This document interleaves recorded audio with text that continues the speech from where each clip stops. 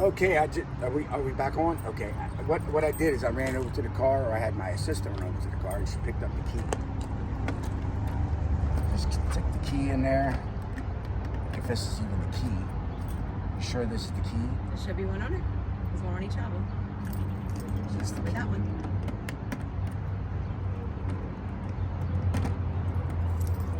Okay, one of these is the key. Yeah, I put one of each on there. There it is. So you just open it. You can take the key out after you get it open. Inside here, you can see it says tank fill, which means if you're boondocking or something like that, you turn the handle this way to fill the tanks. Or if you're going to hook up to the city line, you turn it this way, which this weekend they're doing city water.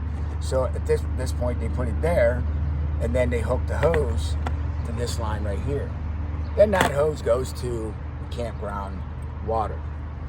If you go to a place where they have cable, then you have your cable line, which then your cable line goes to the bottom one. Or if you have satellite, like a satellite dish or something like that, you buy some dish TV or something. There's your satellite, and that's the top one.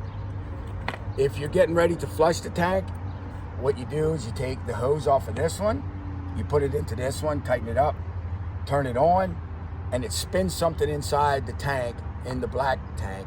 It spins something to spray the walls, get all the toilet paper and things like that off the walls, off the sensors. And how you do that is you hook it up there, you turn it on, and as it's spinning inside there, what we do is we leave it spinning, and I'll come over here and I'll pull this black one out, and what it does, it'll clean the toilet tank out. I leave that open for a little bit, then I close it, I leave that on, and it spins some more. I come back, I do that like 3 or 4 times, close it, let it spin, open it, let it keep going, and then when I'm done everything, I open up the galley side, which then what that does is comes through and it cleans out the tube, the black side from the tube and everything into the sewer. Once you've done all that stuff, you want to come back over here and you want to lock this. Reason being, this is new, because we had one of our renters take it out and didn't close that, and the wind ripped off the door. So we make sure we lock this all the time now. Does the hose come through that? Yeah, it can come through. It can come through if I break that.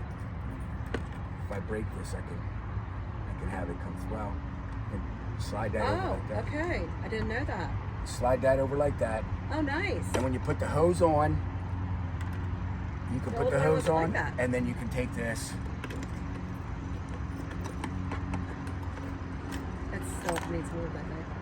Sounds like. Take that and lock it, and nobody can get it inside, and your hoses are hooked up, and you don't have to do anything with that. So I'm going to close those to keep them over like that. So there you have it. That's nice, isn't it? The old one wasn't like that. No, yeah. It was? Yeah, it was. It was just like that. Did I miss anything? I don't know. Are we all set up? Is there anything else we have to do inside? The slider's out. The hoses are all hooked up. Before I pull the slider out, I always make sure I hook up the electric first, because then you're not running off the battery, and this way the battery's getting charged up right away from your electric. Once you pull it off of the truck, then the battery works itself. That's why I like to say when you pull the truck out a little bit, pull it out just enough to where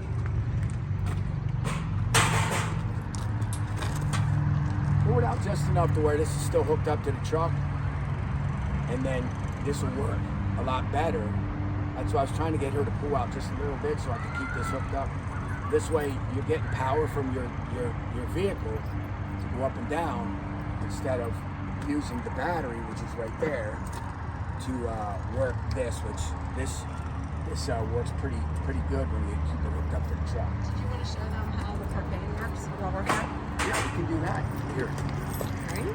Okay, now when you're getting ready to, I don't know, after you get all that stuff set up, you want to get in here into the propane. I'll pull this off for the demonstration, but you don't really have to, because right here is a knob or a trap door. You can pick it up and you can do all your adjusting and everything here. But being I'm making a video, I'd like to let everybody see what I'm doing. So let's take this off. I'll put it right back here. So, and what's happening here is we're red right now. So what we do is we'll turn one of these on. See, if you look at this knob right here, this knob right here has a little flange that sticks out. So that is the indicator from one side to the other. So if wherever this arrow is pointing, that's the tank you're running off of. So let's just say I want to run off this tank. You put it over here and you turn it on. As you notice, it went from red to green. That means now you're charged up with propane all the way into your camper now. And that works what? That Propane works your hot water heater. It can work your refrigerator if you're not hooked up to the electric shore power. And this also works your stove. And the furnace, I believe? Yes. Yes. And the furnace. For the heat. Okay. Right. Other than that, if you want to change to this tank, you just turn this like this, and you start working with this tank. Okay? The way you'll be able to tell if one of your tanks are out, we can go inside and I'll show you.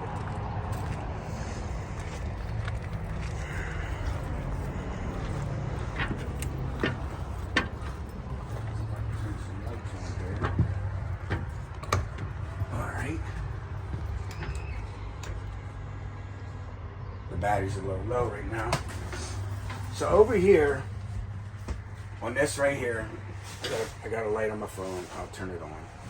Right there is your station that shows you everything that is going on in here. Like for instance, you got that is your battery, right? That's battery, or no? What? I ain't got my glasses on. What's that say? Battery. Is that fresh? Fresh. That's your freshwater tank. Then that is your black tank, which is empty. And then your gray tank, which is empty. Okay, so that's good. But being that they're going to be hooked up to shore power, you won't need this, which that's the pump to the water. You won't need the pump. And you won't need, you'll need that because that's heat to the hot water that comes in from outside. The hot water heater. If you notice, there's a red light right in the middle. That red light is an indicator stating that your tank is out of propane. Okay? So once you go outside, once that shows up and you're not heating, the water's not heating up anymore, and that pops on, you have to go out front and you got to readjust the valve, just like I showed you a few minutes ago. Okay? Let's see now, because I did turn that on a little bit. Let's see if we got any propane coming in. Now to turn these on, you got to turn it this way. It's a igniter there, and we're trying to get enough propane into the lines to start it. But that's how you start it. Isn't this also how we troubleshoot sometimes? Like if we run out of propane and we're like, wait, why is there no heat? Or we switch from one tank to the other, and it's like, wow, we still don't have any heat coming on. We sometimes like the gas will get stuck in the line, right? And then you have to, like, a good way to get it to go through the line is to light all the burners. It's to come back in, turn the striker on, turn this on to light, and turn the striker to the right. It's clockwise. And for using the stove, you should use the exhaust once you do use the stove, which is this button right here. And there's a big bright light there. Yeah. So we use this for this light right additional here. help for cooking. Yeah, this light is a stock light, which you're better off using a And it'll be much brighter in here when you're hooked up to electrical right, power. because right now we're running off just straight battery, and the batteries hasn't been charged up, and we haven't had it plugged up to an actual plug. So that's why your lights are so dim right now. Pretty much all the lights have a little button right here. You turn them on and off. like right underneath. This one here, button's right there. As you can see, it glows after. So right now, all the lights are on in the camper. What tells you about the fridge? There's a button on the fridge. Tells you what the Here is a light indicator right there. If it runs on electric, that will be green. When the fridge is on, it's green. Okay. If the fridge doesn't hook up, it's going to be a different color other than green. It'll be like a red. I think it is red. It'll be a red or whatever. If that's the case, then something's wrong with the hookup on your camper. Then you have to go back there and make sure that you adjust your plug again to make sure that that comes back on green. Thermostat's behind you. Exactly. Thermostat's right here. That has, let me get my phone out again because the lights are very dim. Yeah. It has furnace, cool, furnace, cool, and fan. And how you do that is you hit it on. Right now you're on high fan. There's your cool. That's what your number is, and here's how you adjust it. You drop it down, go up with it, and then you got your furnace. Your furnace is at 72. And this also, again, that's how you adjust it right here on your furnace. When you're running the AC, you want this to be on AU. Once it's on AU, then you can drop it down to cool, and you're ready. You'll be ready to cool your camper down. Now, you want to go furnace, you go there. Wait a minute, let me go back to the top. When you're on furnace, you want to either go high or low, and then you want to turn it to furnace. But the only way to run the air conditioning is go to the top, and that has to be on AU. And then you can go to cool and do your settings right there. We'll turn it off right now so it doesn't kill the battery. Up there for your TV. There's a TV hookup right there. If it is green like that, it's on the regular cable channels, which if you're hooked up to the outside, that right there indicates that you're on cable channels. If you hit that button, which is right next to it, it goes to satellite. Okay? And once it goes to satellite, then you have to have a satellite dish outside and everything else. Did I hit everything in here? The convection oven, we do not have, it's a convection oven / microwave oven. Should not be run with the air conditioner if you rent the generator. Right. So if the generator's on, if you're running the generator, you want to turn off the AC first, hit the convection oven, let that do what it's got to do, and then once that's done, you come back over to the AC on. What happens, it'll trip the circuit breaker on the 30 amp generator. I have had it on all together, but it does send an overload button on there, which it could cut off or it could not cut off. It all depends. When you are hooked up to shore power, you don't have to worry about it. Everything works off the shore power. You can run the AC, you can do the convection oven, the refrigerator run. You can turn everything on in here when it's hooked up to shore power. The way that's turned right now, it's on battery, and if you turn it up, straight up and down, it's on shore power. Now, we've been having problems with that. When you hook up to the shore power, you may have to turn it either way to make sure that everything's running off of the outside, because you want to make sure you're running strictly off the shore power when you're parked. If you're like boondocking or whatever, you want to make sure that you got that turned to where it's running off of the battery and the generator. All right. All your light switches are up there, including the outside. Yeah, I did show the light switches. Up here, the awning should be put in if you know you're going to have a storm or high winds, just to protect the awning. But you might want to show them how you can adjust it for the rain. they're not leveled. I mean, leveled. They're not labeled. So, and we do the same thing. When we come in here, we got to hit buttons to make sure we're hitting the right things. These are labeled. This is your, one is your awning, and this one here is your slider. So that right there, they are labeled. These down here are just lights and things like that. And all you got to do is just turn them on and off, and you'll figure out the lights. Because we have to do that anyway too. When we're camping with this camper, we have to figure out what lights are like, what's going on. Now, what now? Make sure that before you pack things up, your slide is in, you walk around, check everything. You also want to make sure there's a little latch on the shower door to make sure the shower door is latched shut so it doesn't fly open when you're going down the road. Here's the latch right here. That's how you do. Can you? Is it bright enough to see it? Mm-hmm. So what happens is the door will fly around and it'll break the glass. So what you do when you come in here, that's how you open it. That's how you close it. Every time you move or travel, you want it closed. Okay. And when you're using the bathroom, it's a push pedal toilet. Yes, the pedal's over here. As you probably can notice, there's water in there. So when you flush it. Make sure you let that go back up or let it slam back up. What'll happen? The toilet paper that is allowed to be is for RVs, right? Yes. Boats and RVs. So what happens is that'll fill up a little bit, and it'll have a little bit of water in that where it's sealed right there.